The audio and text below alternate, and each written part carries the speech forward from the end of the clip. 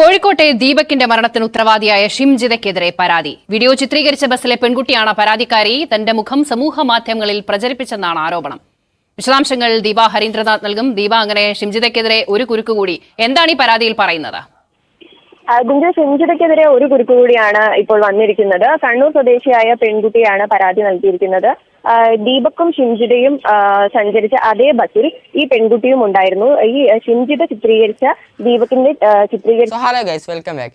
2026 ചേച്ചിമാരെല്ലാം കണ്ണിലുണ്ടയും ആണുങ്ങളുടെ എല്ലാം കണ്ണിലെ കരടുമായിട്ടുള്ള ഷിംജിത അവർകൾ ഇപ്പോൾ ജയിലിൽ നിന്ന് ചപ്പാത്തിയും ഉണ്ടമ്പനെയും തിന്നുവാന്ന് നമുക്ക് എല്ലാവർക്കും അറിയാം. പക്ഷേ ആ ഒരു കേസിൽ ഒതുങ്ങിക്കൂടാൻ ഷിംജിത തയ്യാറല്ലെന്നാണ് നമുക്കിപ്പോൾ നിലവിൽ അറിയാൻ കഴിഞ്ഞ വാർത്ത. കാരണം ഷിംജിതയ്ക്കെതിരെ പുതിയ കേസുമായിട്ട് യുവതി ഇതാ രംഗത്ത്. കാരണം ഒരാളുടെ അനുവാദം ഇല്ലാതെ അയാളുടെ ഫേസ് സോഷ്യൽ മീഡിയയിൽ ഇടാൻ ആർക്കും അനുവാദമില്ല. പക്ഷേ ഷിംജിത എന്ന് പറയുന്ന ഈ പുള്ളിക്കാരി ആ ബസ്സിലുള്ള അത്രയും ആൾക്കാരുടെ ഫേസ് എടുത്ത് സോഷ്യൽ മീഡിയയിൽ ഇട്ട് അതിനകത്ത് ഒരാളെങ്കിലും പ്രതികരിച്ചെന്നുള്ളത് എനിക്ക് വളരെയധികം സന്തോഷമുണ്ട്. എൻ്റെ ഒരു അഭിപ്രായം പറയുന്നത് ഈ ചേച്ചി പ്രതികരിച്ച് കൂട്ടാ ബസ്സിൽ നിൽക്കുന്ന ഓരോ ആൾക്കാരും പ്രതികരിക്കണം. കാരണം ഈ ചേച്ചി അതിനകത്ത് തന്നെ ഇട്ട് പൂട്ടിയേക്കണം, വെളിയിലോട്ട് ഇറക്കി വിടല്ലേ. ഇനി എന്താണ് മെയിനായിട്ട് ഈ കേസിന്റെ വിഷയം നമുക്ക് കാണാം.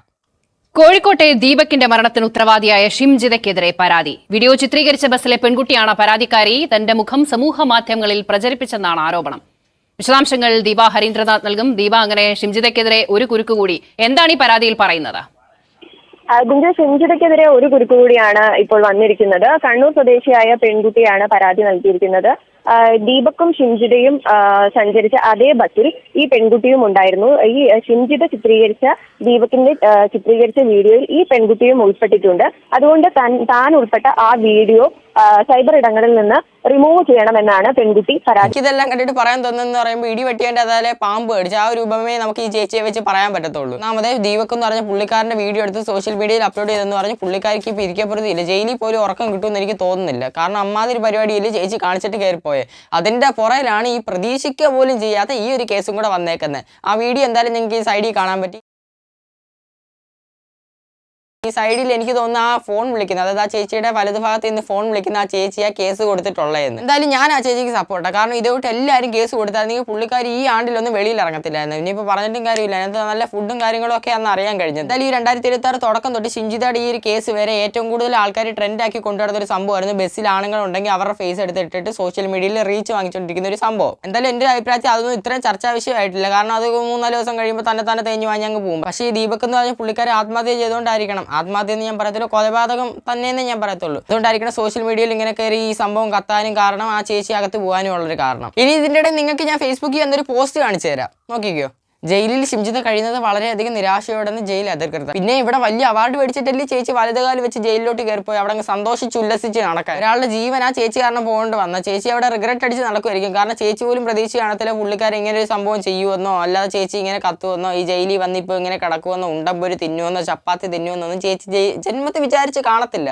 കാരണം ചേച്ചി ജസ്റ്റ് ഒരു റീച്ചിന് വേണ്ടി ഇൻസ്റ്റഗ്രാമിൽ അങ്ങ് സോഷ്യൽ മീഡിയ അങ്ങ് കത്തിക്കാൻ വേണ്ടിയാ ചേച്ചി ഈ ഒരു വീഡിയോ ഇട്ട് വൈറലായെന്ന് പറഞ്ഞു കഴിഞ്ഞാൽ വൈറൽ മാത്രമല്ല ചേച്ചി എയറിലും ആയിട്ടുണ്ട്, ജയിലിലും ആയിട്ടുണ്ട്. ഇതിൻ്റെയൊക്കെ തുടക്കം എവിടെ നിന്നാന്ന് ചോദിച്ചു കഴിഞ്ഞാൽ അപ്സാക്ക് റെജി തന്നെ ഇതിനൊക്കെ തുടക്കം കുറിച്ച്. എന്തായാലും അവർക്കെതിരെ ഇത്രയും വലിയ സീനൊന്നും ആയിട്ടുമില്ല.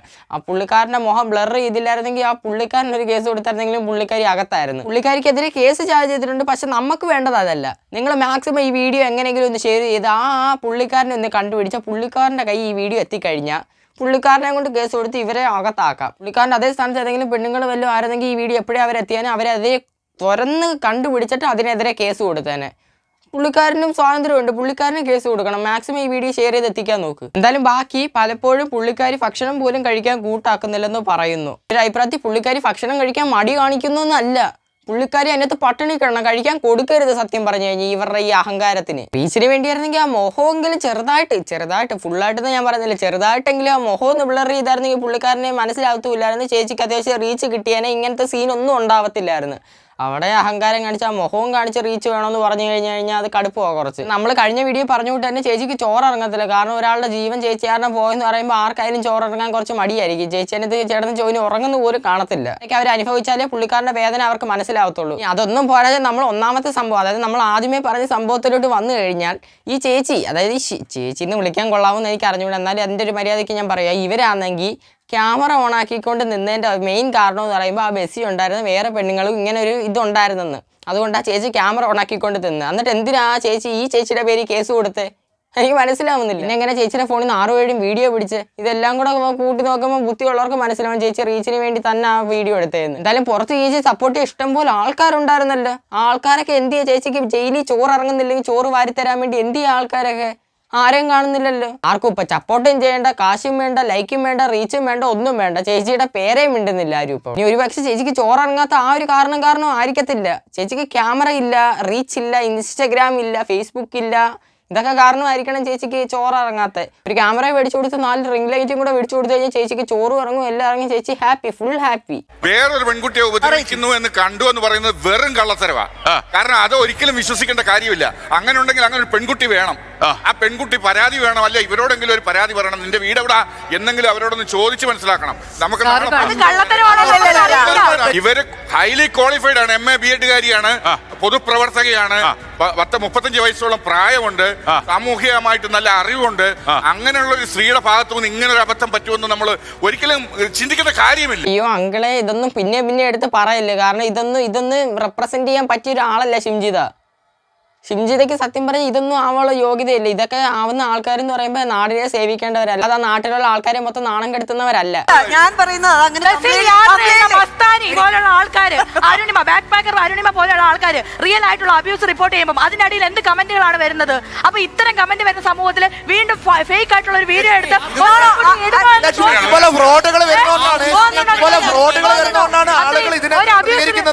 ഇപ്പൊ എങ്ങനെ ഇരിക്കുന്നു?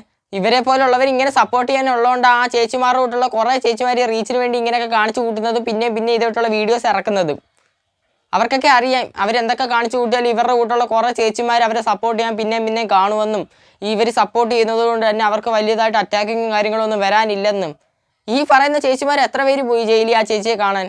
എനിക്ക് മനസ്സിലാവുന്നില്ല. അവിടെ ഫുഡ് പോലും കഴിക്കാതെ കിടക്കുന്നുണ്ടെന്ന് പറയുന്നുണ്ട്. എന്ന് ചെന്ന് വാരിക്കൊണ്ട് ചൂടായിരുന്നു. സോഷ്യൽ മീഡിയ വന്ന് ക്യാമറയുടെ ഫ്രണ്ടിൽ മാത്രമേ ഒന്ന് ഡയലോഗ് അടിക്കാൻ അറിയാം ഇവരുടെ കൂട്ടുള്ള എല്ലാവർക്കും, അല്ലാതെ നേരിട്ടൊന്നും ചെയ്യാൻ അറിയത്തില്ല. അതുകൊണ്ട് ചേച്ചിമാർക്ക് ആ ചേച്ചിയെ സപ്പോർട്ട് ചെയ്യാനുള്ള അധികാരം ഉണ്ടെങ്കിൽ പുള്ളിക്കാരന് ഇഷ്ടമുള്ളവരെ സപ്പോർട്ട് ചെയ്യാനുള്ള അധികാരം ഉണ്ട്. അതിന് ചേച്ചി എന്തിനാ ഇടയിൽ കയറുന്നത്? നിങ്ങൾക്ക് കേട്ടോണ്ടിരിക്കുക ഇഷ്ടമല്ലെങ്കിൽ ഇറങ്ങി പോകണം അവിടുന്ന്. എനിക്ക് മനസ്സിലാവുന്നില്ല ഇത് എങ്ങോട്ടാ ഈ 2026 പോകുന്നത്. എല്ലാവരും വിചാരിച്ച് 2026 നല്ലൊരു വർഷമാണ്. എന്തൊക്കെ സംഭവങ്ങൾ നടക്കുന്നത്? 2026 പുതിയൊരു ട്രെൻഡ് കൊണ്ടുവന്നതിന്റെ ഭാഗമായിട്ടാണ് ഈ സംഭവങ്ങളെല്ലാം നടക്കുന്നത്. കുറെ പേരെ ജീവൻ പോയത് വെറും റീച്ചിന് വേണ്ടിയായി ഇതൊക്കെ കാണിച്ചു കൂട്ടുന്നതെന്ന് നമ്മൾ മനസ്സിലാക്കണം. ഇതേ കൂട്ട് തന്നെ ഒരു ചേച്ചി മുഖത്ത് ഇരുന്ന ക്രീം അങ്ങോട്ട് ഒളിപ്പിച്ച് ഏതോ അമ്മ വെച്ചെന്ന് പറഞ്ഞാൽ അമ്മയുടെ നടു അടിച്ചൊടിച്ച്.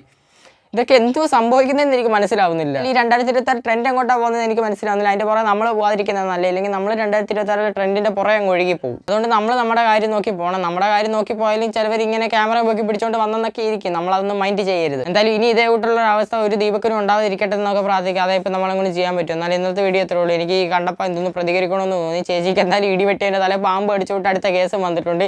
ഇനി അതിന് എന്തൊക്കെയാണോ സംഭവിക്കുന്നതെന്നൊന്നും നമുക്ക് അറിയാൻ. എന്തായാലും വീഡിയോ ഇഷ്ടപ്പെട്ടിട്ടുണ്ടെങ്കിൽ തീർച്ചയായിട്ടും ലൈക്ക് ബട്ടണിൽ നിന്ന് ഞെക്കിയേക്കണം, സബ്സ്ക്രൈബ് ബട്ടണിൽ ഞെക്കി ബെല്ലും തന്നെ വിളിച്ച് വെച്ചേക്കണം. ഇതുകൊണ്ടുള്ള കുറേ റിയാക്ഷൻ വീഡിയോ ആയിട്ട് നമ്മൾ പിന്നെയും വരുന്നതായിരിക്കും. അപ്പോൾ ഇന്നത്തെ വീഡിയോ എത്രേ ഉള്ളൂ ഗൈസ്.